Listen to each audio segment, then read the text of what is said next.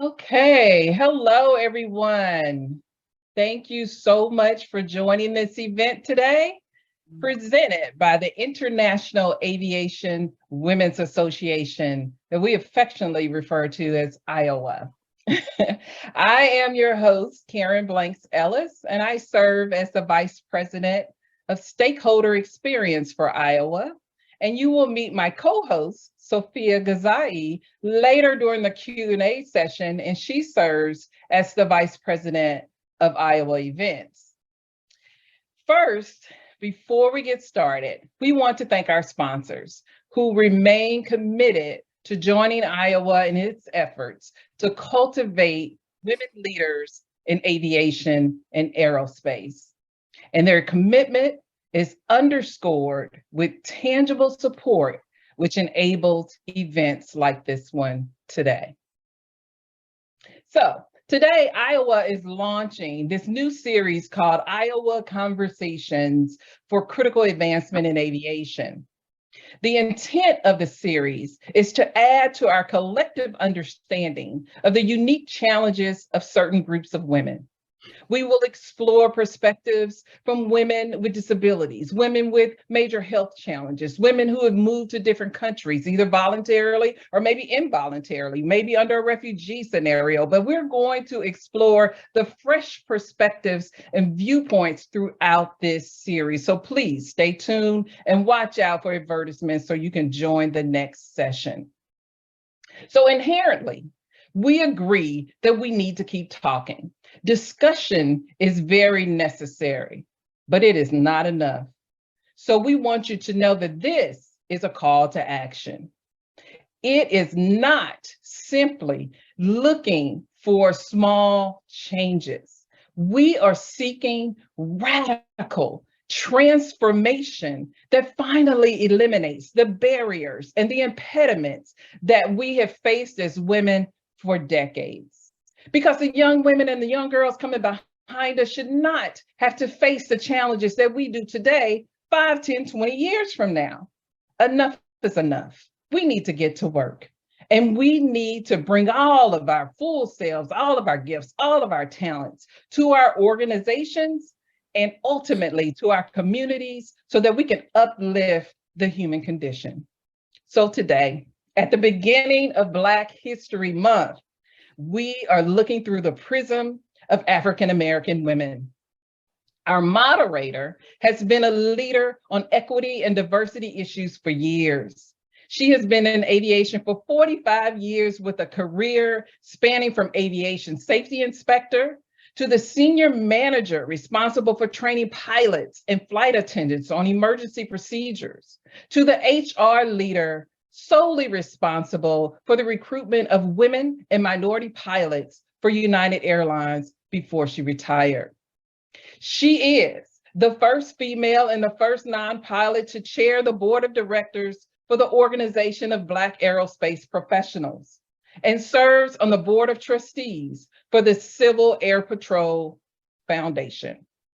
Currently, this USC graduate is a change advisor and leadership coach at the U.S. Federal Aviation Administration, serving as a confidant and a trusted advisor to executives and senior leadership, providing her high-value expertise on matters of national change, affecting organizational performance, resolving business issues, and providing key coaching at all levels to achieve strategic change. Please welcome our captain, who will help us navigate this conversation to new ideas for solutions. Vanessa Blacknell Jameson. Thank you, Karen. Wow, what a powerful introduction. I get the opportunity to truly lead these beautiful women that we're going to be speaking to. So what's important for me is to do their introduction as beautifully as Karen. So I'm going to read theirs because you have to hear every aspect of it. So first, I want to introduce Laura Tracy. Laura Tracy is the Senior Vice President of Aviation for AON. Laura is excited about being part of the conversation on elevating and advancing women in aviation. She became an IAWA member in 2021 and was inspired by meeting and engaging with so many approachable women with impressive roles in aviation. Laura has over 25 years experience as an insurance broker in the aviation specialty market, focusing on providing advisory, risk assessment services to a variety of corporate clients. Laura values building solid relationships based on being attention to details, delivering on promises, creating space for mutual feedback and honesty. Outside of the workspace, Laura enjoys traveling with her family and friends and curating unique adventures, such as what happens in Cabo stays in Cabo, assisting in various community and women-focused ministries of her local church, and partaking in activities that promote and highlight her Trinidadian heritage. Laura is born and raised Brooklynite, and she's a graduate of Syracuse University. Welcome, Laura. Thank you. Now I'd like to introduce Rita J. Cowens. Rita is the Vice President of International Audit, FedEx Services. As Vice President of International Audit at FedEx Services, Rita is responsible for planning, organizing, and directing the audit activities for FedEx U.S. domestic operations for express, for freight, ground, logistics, and audit special projects, fraud investigations. Her firm commitment to excellence has earned her FedEx 5-Star Award, which is the company's highest honor, an Internal Audit All-Star Team Award. In addition to earning her BBA degree from the University of Memphis, Rita's credentials include the Certified Information Systems Auditor, the Certified Internal Auditor. She holds memberships in the Institute of Internal Auditors, the Information System Audit and Control Association, the Association of Certified Fraud Examiners, and the International Aviation Women's Association. She also serves as on the board for the IIA Memphis chapter and is the current chairperson for Benedict College of Business Advisory and HBCU. Rita is a graduate of Leadership Memphis executive class. She actively supports diversity, equity, and inclusion at FedEx by ensuring that the internal audit department reflects the FedEx People First philosophy. In addition, this beautiful lady is the FedEx Services Executive Director for Equity Inclusion Steering Committee. She is the executive sponsor for the FedEx Services Black Professional Network and My Sister's Keepers. Rita has been recognized by Diversity Women's Magazine as the Elite 100 Black Women Leaders, changing the face of corporate America. Rita's community involvement includes United Way, Toys for Tot, Operation Feed, the March of Dimes, and the FedEx Family House. She also participates with recruitment and development activities at various universities. As a professional mentor, Rita has been featured in the Century 21 accounting textbook for high school students and an executive mentor for the Burroughs Foundation. Rita is also a member of Alpha Kappa Alpha Sorority Incorporated. Welcome, Soror. Thank you. Last but not least is Mary Smith. I'll call her my auntie. I'm her auntie. Mary has a decade of professional aviation experience, analytical, supervisory, and managerial roles. She began her airline career in 2008 with Commute Air, where she worked in tech ops during human resources and aircraft records, while earning her bachelor's degree in aviation from Ohio University. From there, she took her talents to Daytona Beach, where she successfully completed an MBA from Embry-Riddle Aeronautical University, specializing in airline management. After graduation, Mary was hired by CIT Aerospace, which is a boutique aircraft leasing firm, where she performed asset valuations and strategic planning for a fleet of 100 aircrafts. After a couple of years, she missed the airline industry and accepted a position with United Airlines in 2013. There, she gained experience in aircraft scheduling, resource planning, fatigue risk management, and training program management. In 2019, Mary joined American Airlines as their senior manager of the Aviation Qualification Program, AQP. There, she was responsible for training curriculum, development, policy and procedures manual documentation, and ensuring compliance with IATA, FAA, and TSA regulations regarding training, validation, and evaluation of over 14,000 pilots. She also oversaw the pilot records and quality assurance teams in charge of auditing and accurately verifying all training completions. Currently, Mary serves as the director of flight, crew training, scheduling, and compliance at Allegiant Air. Overseeing teams in both Las Vegas and Orlando, she is responsible for creating a positive flight training experience by leveraging automation and technology to critically evaluate and improve business practices. By developing and implementing creative and cost-effective training solutions, she enables Allegiant to remain as one of the most consistently profitable airlines. Outside of work, Mary enjoys volunteering in many aviation-related organizations, including as a transport mission pilot for the Civil Air Patrol for the past 12 years. She is a member of the Board of Advisors of Sisters of the Skies, a nonprofit organization dedicated to increasing the number of Black female professional pilots. She's a lifetime member of the Seaplane Pilots Association, Experimental Aircraft Association, the Organization of Black Aerospace Professionals, Women in Aviation International, and the International Organization of Women Pilots, the 99s. And Mary is a member of the Alpha Kappa Alpha Sorority Incorporated. Welcome, Soror. All right.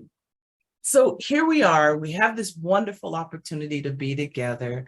And I thank you so much. And I know when you start reading bios, it creates this atmosphere of professionalism and where we want to go.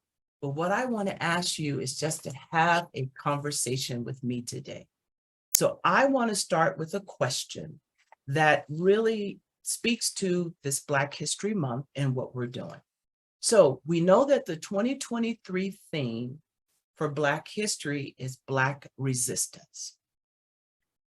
Tell us why Black history is important, given that 7 states have banned Black history, and the latest ban on AP Black history in Florida has an impact on what Black history means. So I'd like to start with Laura. Could you please answer why Black history is important to you?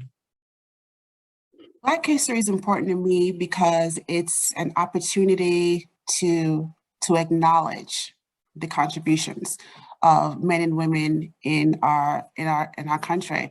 It's the acknowledgement of perseverance and tenacity, the persistence for excellence in the various forms, whether it be in the arts, in technology, in corporate America. It's the outward acknowledgement that we are here and our accomplishments have been things that add value to our community. So that's why it's important to me. It's an opportunity for unabashed celebration for what we've done, what we continue to do, and that's why it's important to me.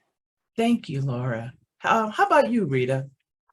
I'm going to add on what Laura just talked about, but I want to add just a little difference to it as well. I think all of us appreciate Black history and what it brings to the table of recognizing the many contributions that not only did women and men and all different individuals brought to the table, but it also gives us an opportunity to see ourselves in the representation of those individuals, not only their accomplishments, but their sacrifice and their struggles. And you think about the thing that you just mentioned, which was Black resistance. And I think sometimes people see that as a negative, but it's truly not. It just shows how individuals throughout our lifetime, either prior, what's going on now, that they've used that to be a voice to show that they have a value and that they are individuals that have a purpose, and that we need for all of us to be recognized, because this country wasn't built just by one set of people. It was built by multiple individuals, multiple cultures, and multiple races.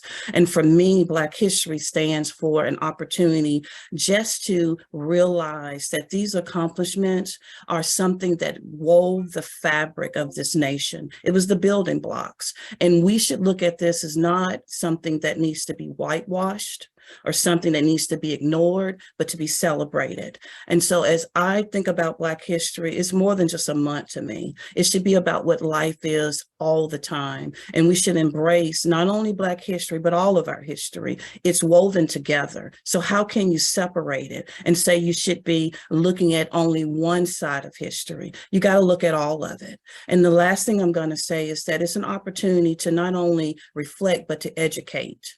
And individuals that don't know what they don't know, you have to be in a position to show them, to teach them, to give them books, to open up their mindset, and also just to challenge their perception of things. And as Black individuals throughout our society, we've always been in a situation that we've been seen through the eyes of others with this otherism, the racism, the sexism, but we need to have an opportunity just to see who we truly are and the value that we bring every day. So that's what I would say initially, Vanessa. Thank you, sister. Okay, Mary. Well, in the Black community, we have a saying, if you don't know your history, you're doomed to repeat it. And unfortunately, this is what we see. And I will honestly say, having graduated high school in 2007, there was no ban on Black history, but that doesn't mean that it was openly taught either. And so I think that now more than ever, as we get further removed from the people that saw Dr. King march, that knew Malcolm X personally, that went to the churches, right? The further we get away in generations from having that firsthand experience, the more important it becomes to tell those stories like our ancestors did through dinner table conversations, through, lineage, stories passed down through your family history, so that we aren't doomed to repeat it. And we see that happening, things that occur today. And I mean, goodness, just this last week, looking back at, history, the last 100 years, how many times, have we encountered this, and what was done about it then? And so I think we owe it to ourselves, we owe it to our ancestors, and we owe it to our future generations to fight the good fight. And if they're not going to teach it in schools, then we need to teach it in the homes. We need to make sure that we do have our history preserved. We all need to take a trip to Washington, D.C., to the museums. We need to go, shameless plug, to Cincinnati, where the National Underground Railroad Freedom Center is, right? We've all heard of the African American History Museum in D.C., but there's lots of other places in the country, right? We need to learn about Gullah Geechee culture and all of these things that are regional Black history, but still pertain to all of us because they impact how we're treated today in society. And it's no one's duty but ours to preserve that. Awesome. Thank you, sister. Thank you, Laura. So, Mary, but Laura, I'm going to go to you. I'm switching gears just a little bit, but I'm focused on leadership now. All right. Despite the strides made in the DE&I area, women of color are still often the only in the room or the department. How has that impacted your ability to bring your authentic self to the environment? Now, I have a little add-on. I normally don't stack questions, but I want you to think about this. Have you ever felt encouraged to make contributions and get your voice heard? And have you ever had to code switch? to fit in that environment? Fact question.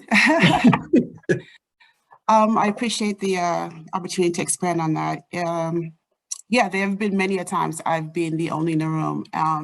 I can say clearly over the years, it's the way I react to it physically and mentally has evolved.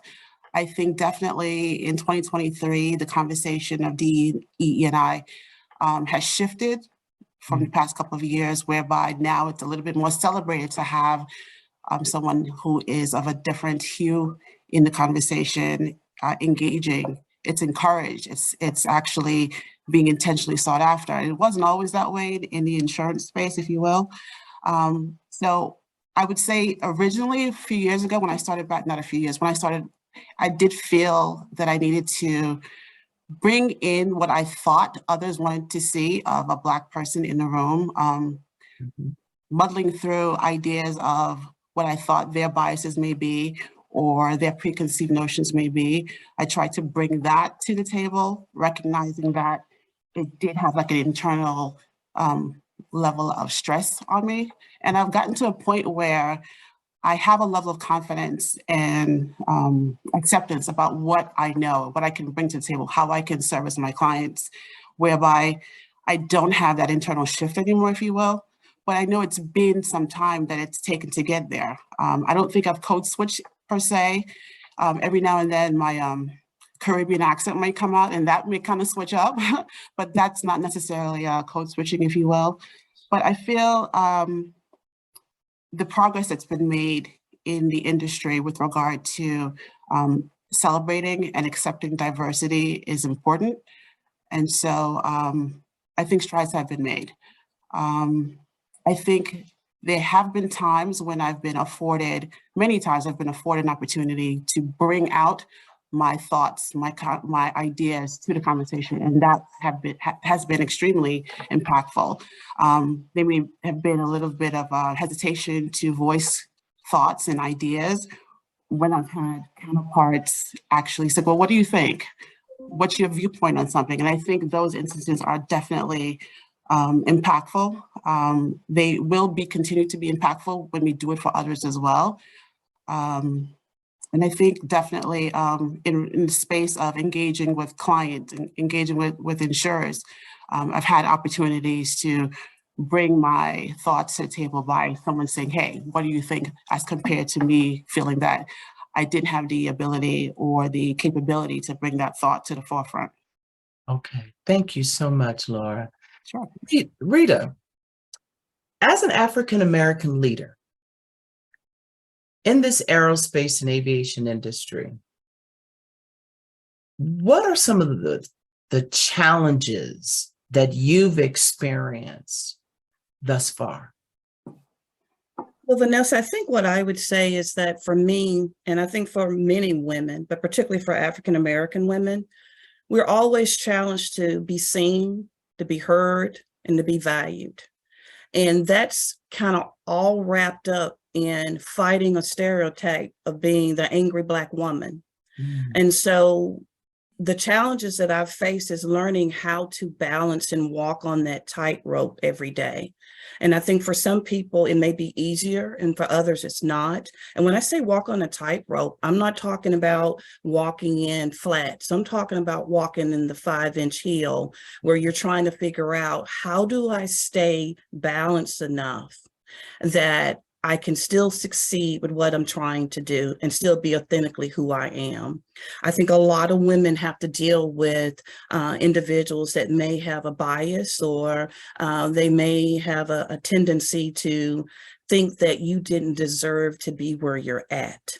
And part of the things that I've always had to face as I've moved through my career, through all levels, is that individuals telling me that I got this position not because of my talents, not because of my hard work, not because of the things that I've done to excel, but because I'm an affirmative action individual. And I've had individuals to say that in my face. But what I've decided to do is not to concentrate on that, but just to show them more and more what I'm capable of doing. And so that balancing act of controlling those emotions by still functioning in a world that necessarily wasn't designed for me. But I had to figure out how to walk that walk in a way that helped me to be successful and also to represent Black women in a way that it clears the field for others to come beside me, in front of me, or with me. And so it's difficult sometimes. And I think as an African-American leader, whether you're in our particular industry or any, you're always having to face, how do you balance? And I think Laura made a comment that I also want to talk about a little bit, and I'm going to tie this into, which is this code switching. Yes. And I've had to code switch at times, because when you are the only one in the room and individuals are looking at you, you need to make sure that you're carrying yourself a certain way so that they understand the value that you're bringing. But when you're in a room where you feel more comfortable, more at ease, you can relax a little bit more. And so it is a challenge, and it's exhausting. And I think that's the piece that people have to realize, as being women, it can be exhausting when you're in a male-dominated role or a male-dominated industry. But when you're African-American, a woman of color, it's very exhausting because you're constantly juggling balls and walking that tightrope. Mm. Thank you for that. So Mary, I'm going to ask you, for those that may not know what code switching means, tell me what that means. But here's my question for you. Having a seat at the table has a lot of meaning, different meanings. Describe to the audience what that means to you. Sure. Well, code switching to me, in my experience, it's a badge of inauthenticity. And you are not having the opportunity to be yourself. You are having to, as was previously said, represent what makes everyone else comfortable. Fit into that space of their ideals of what will allow you to be perceived as non-threatening. Not that you are threatening, but the perception to others that you fit in. And a lot of times that is whitewashing yourself of your Black identity, your Black traits, the things that are uniquely African-American, that may make others uncomfortable. And I think code switching is something that is a survival skill. It's something that I had to learn the hard way, is required, especially at the executive level, in order to get that invitation to have a seat at the table. Unfortunately, once they realize that you're there, and as Rita says, once you're in a space where it's comfortable, then you can kind of let that down. But you have to gauge that based on the situation, based on the room that you're in, and you have to have that credibility and respect already built up and in that goodwill bank, so that you know that one time when someone says something and you got to give them a little side eye here, that your colleagues understand and recognize, because they have been educated. Yeah, she should give them the side eye, because I understand how that made her feel as a woman of color. And for me, having a seat at the table, to me, means being able to step into rooms and spaces where the company, your colleagues recognize the value that you bring. And one of the most difficult lessons that I had to learn, all skin folk ain't kinfolk. And what that means is, just because you have another person of color in the room, that does not necessarily mean that they identify with things that are uniquely, situated to melanated people. And for me, that was a very difficult lesson, and something that they don't teach you in school. And so in some spaces, we talk about DEI. I always like to add belonging. Diversity is making sure that you have different people, different perspectives. Equity is making sure they're treated equal. Inclusion is making sure that they have a seat at the table. Belonging is knowing we need some cushion on these seats for us. We need to make sure the room is climate controlled, making us feel comfortable. Even though we have a seat at the table, do we feel like we belong there? Like our colleagues want us there? Like they see that this project or cannot move forward without our perspectives? And that's really the belonging that I think we should be striving for. The strides have been made, due to many women like yourselves. For me to come into the industry with only 10 years experience, I'm the baby, right? So belonging is really my journey. You've made sure that we're there. You made sure that we have a seat at the table.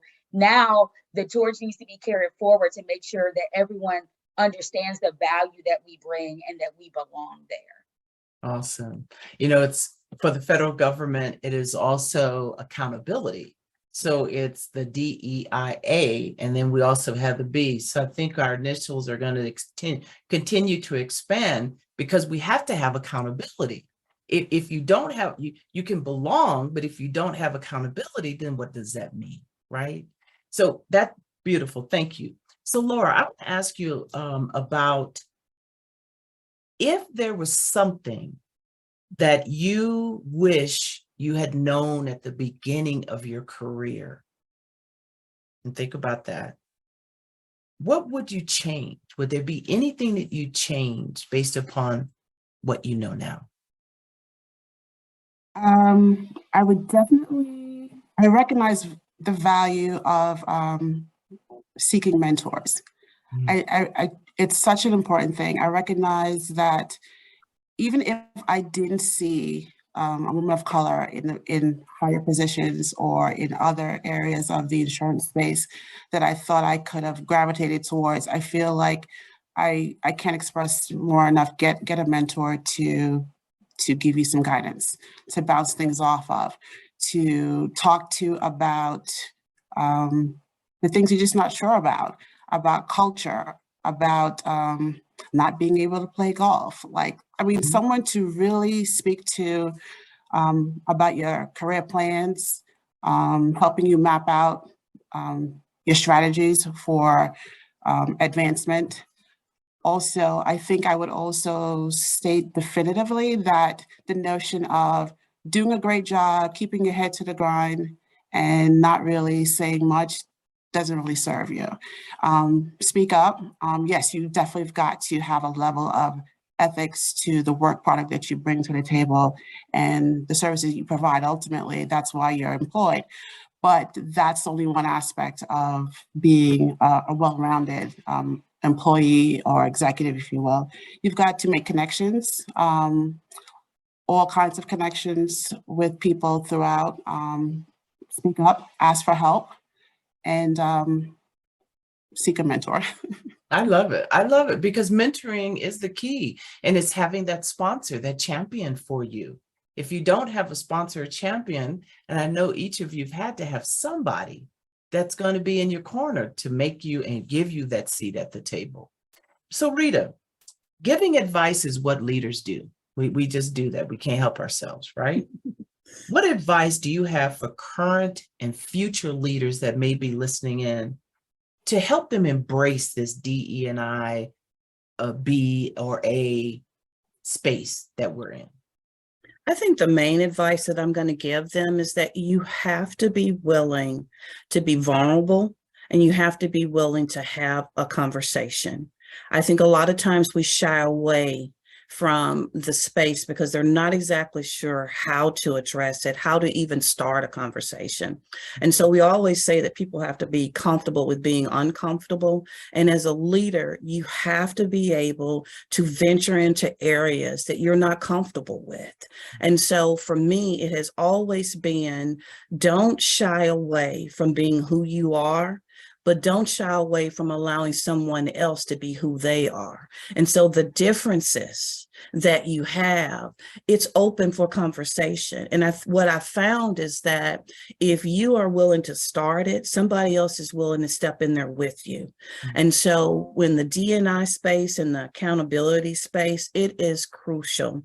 And it's more than just taking classes. It's more than just showing up for a webinar. It's about embracing it and acting upon it. And so for a leader, regardless of your background, your race, or your gender, you have to be willing to let people in, to let them get to know you, because as they begin to know you, it opens up a dialogue. And so all of those misconceptions that they may have, and they get to know you as a human being, that starts, in my opinion, to be the bridge that's going to help to, to be in a position where your differences now become less, and you realize you have more in common than what you think. And so the other piece related to that is that as an individual, and especially as a leader, especially for women, I think we have to realize we're too busy trying to be liked versus respected. And so the likability piece to me can be a trap, because you are not focusing in on the things sometimes that you should. And so being a person that drives respect and demands respect will allow for conversations, I think, to happen that normally won't happen because you're too busy trying to be liked.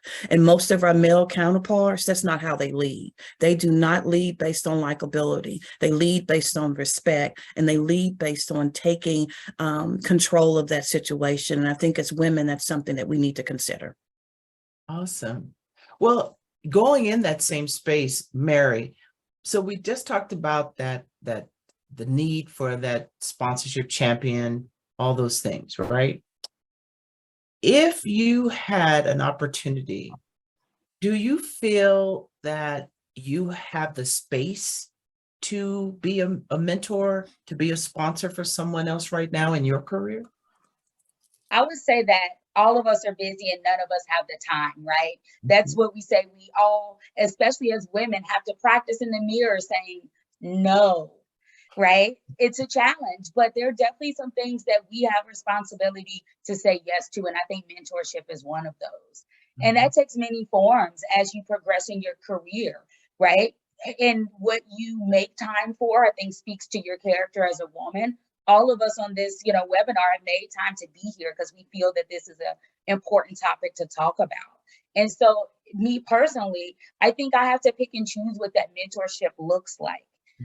It is very challenging, especially when you are trying to juggle all of the balls of life, having a family, traveling, mental health, self-care, right? To then add something else to that list. I've got to drink 10 gallons of water every day and exercise for 90 minutes. Where do I have time for this?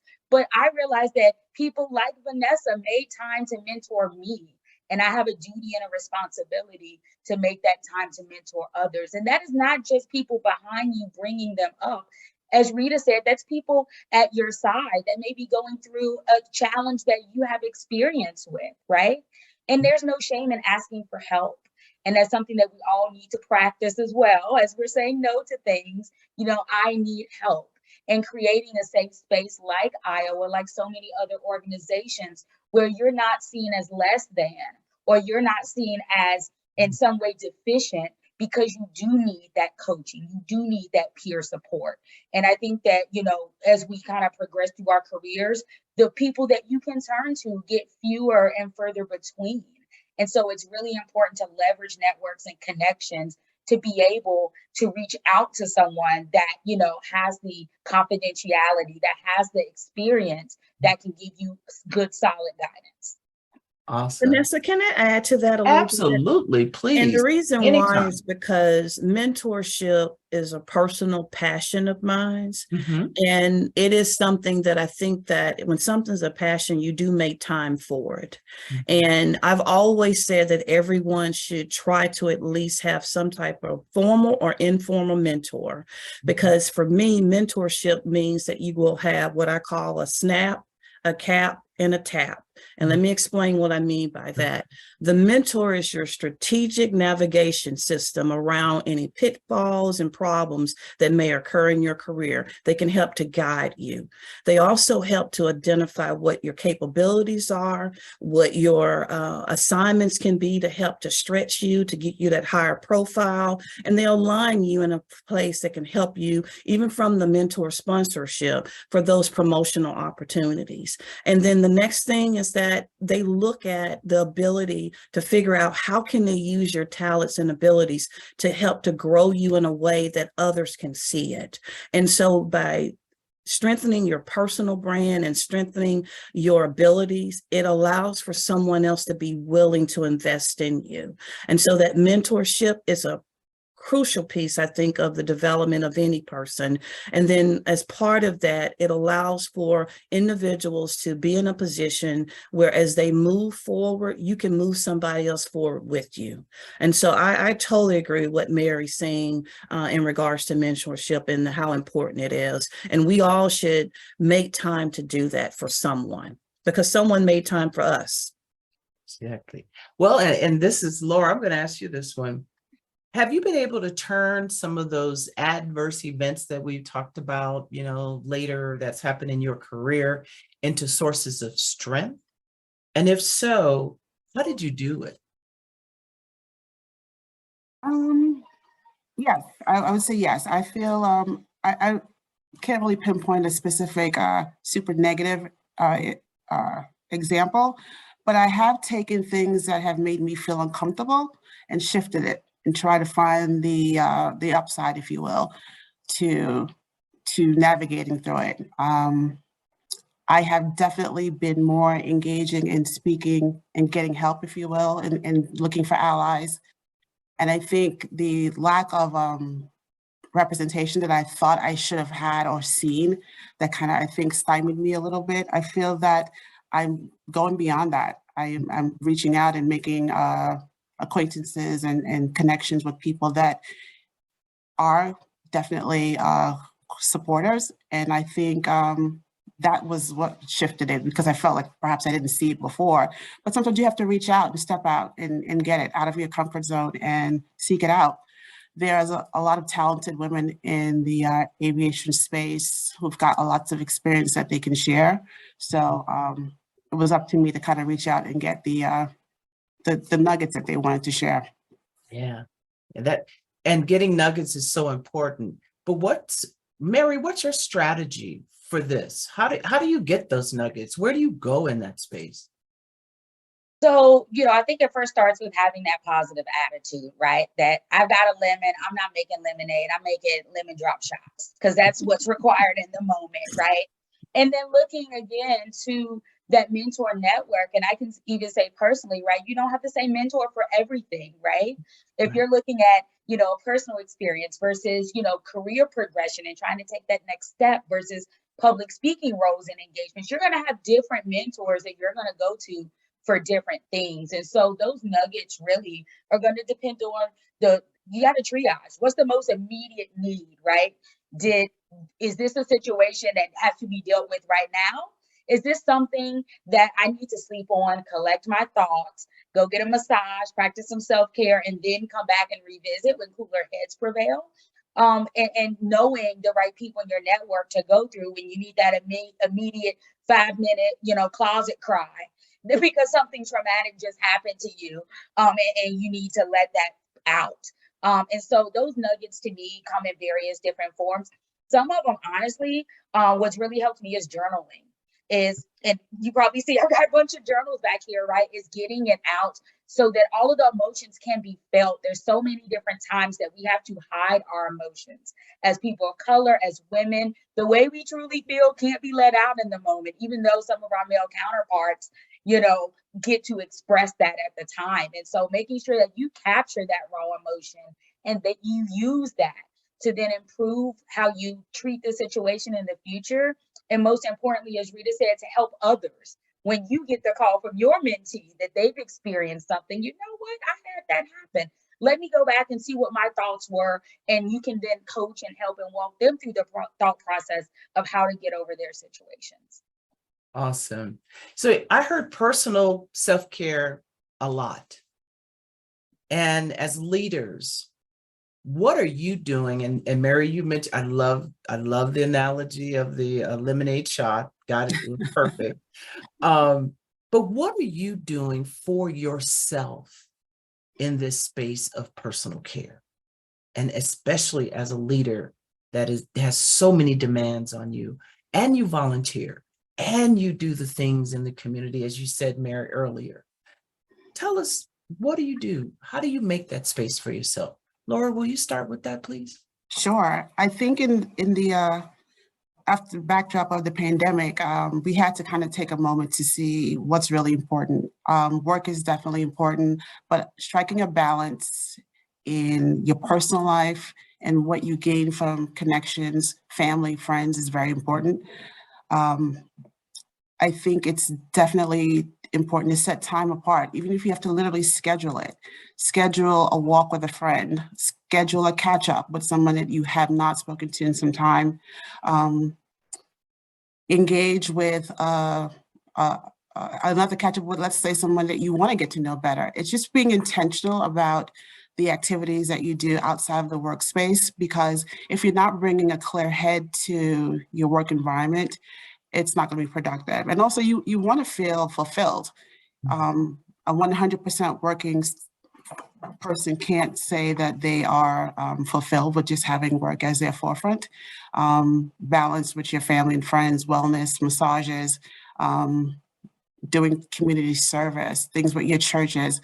Those are things that I think can add to having a well-rounded individual. And you need that, I feel, in corporate America. You need to have a person that has dedicated time for themselves and for their work product. Awesome. Rita, would you like to add anything else to Yeah, I that? definitely would. I think for me, one of the things that I do to really relax and to, reflect, I am a person, I'm very creative from the standpoint of poetry. And so I take my emotions and I put it into a poem. I allow myself to release whatever's happening and what I see in the world, and I creatively turn it into something positive. And so poetry has been something that has really helped to level set me. So that's something that I'm strongly in favor of, and finding that passion area for everyone.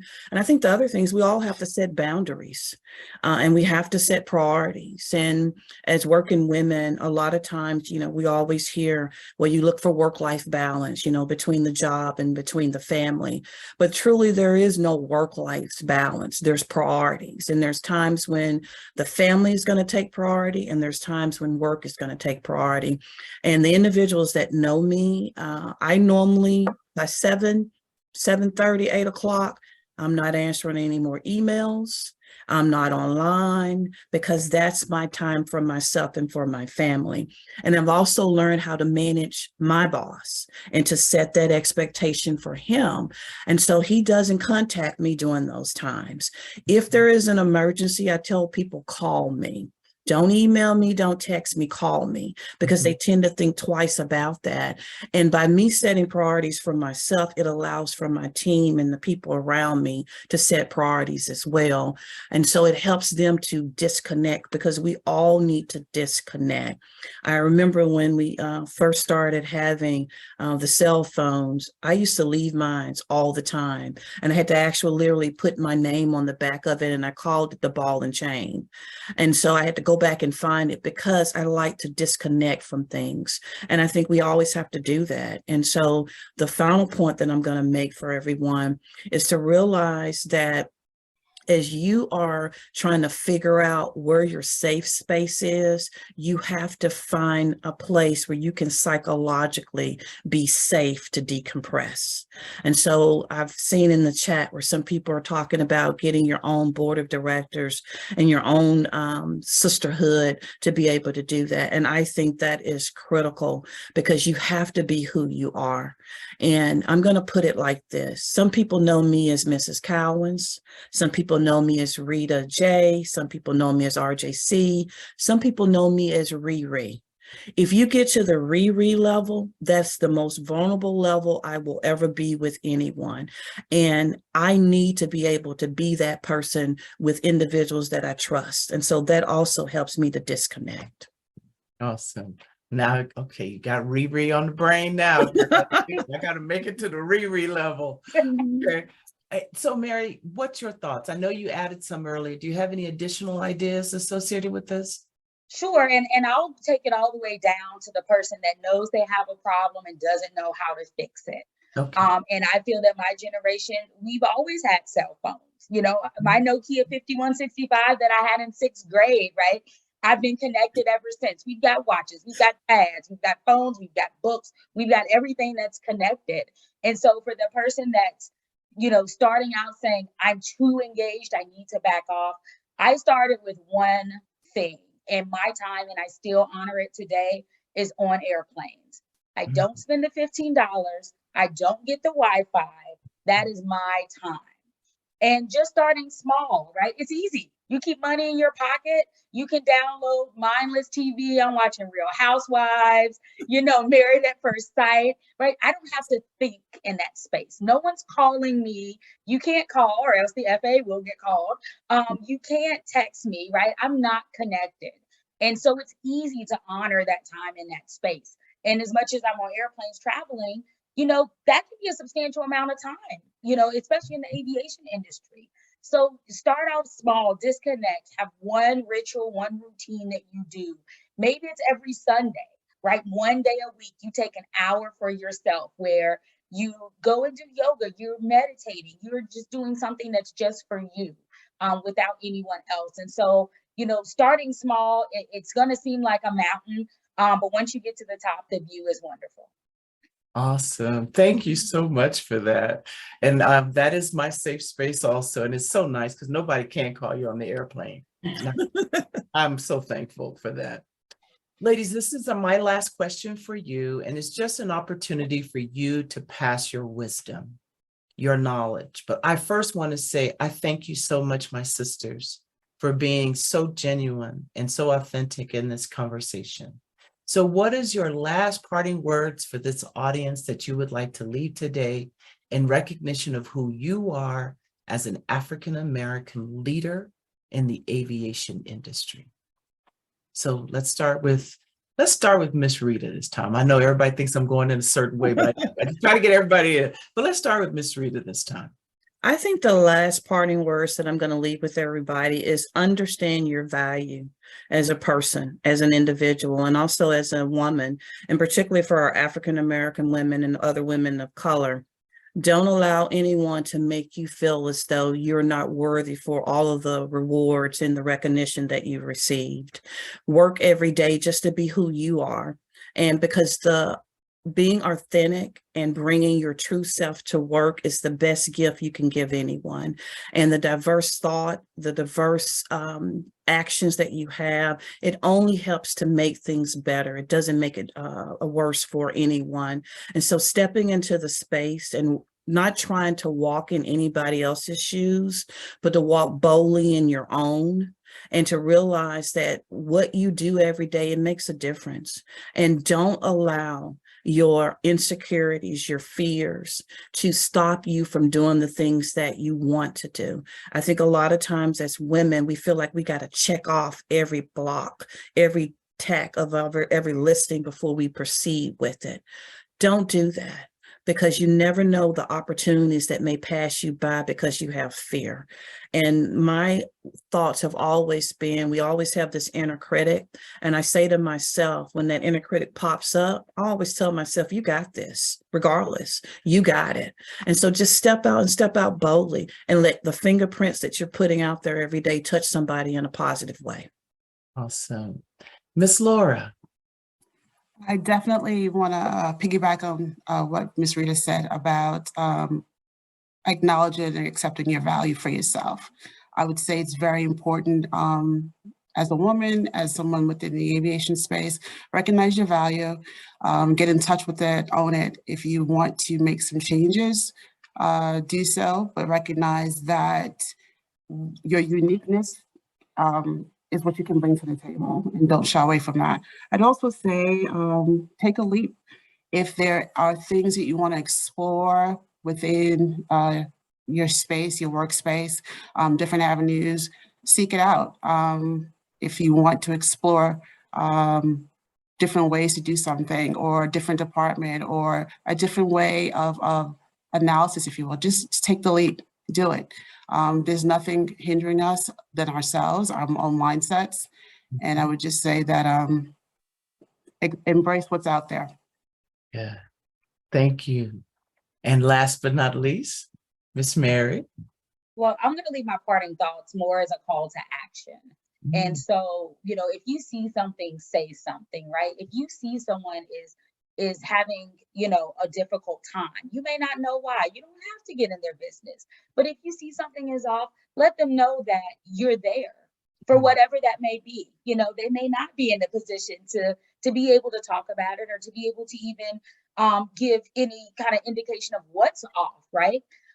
But also as allies and advocates. It's easier as women of color because we have this inherent community. We know we have to survive. But as advocates and allies, if you see something is happening in your workplace, in your workspace, that doesn't seem right to you, say something.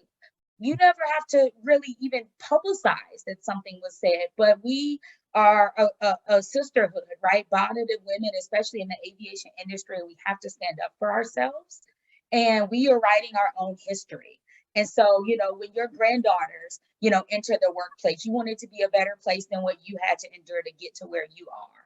And so by us kind of banding together and having each other's back, it will definitely open eyes. It then allows us all to educate the general population and leave it better than we found it.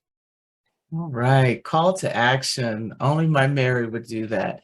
So, Sophie, if you want to come on, I know we only have 5 minutes, but if anybody wants to ask a question of this beautiful panel, please do. Thank you so much. Yeah, well, I do not see any questions, but a lot of comments on how wonderful this session has been. And Miss Rita, everybody's waiting for your poetry. And as Connie Every, our VP of event, the new VP of Annual Conference said, you ladies have created this pigmentation wave, and we're going to have an interesting and amazing event in San Diego. And I'm sure we'll bring something different to our event.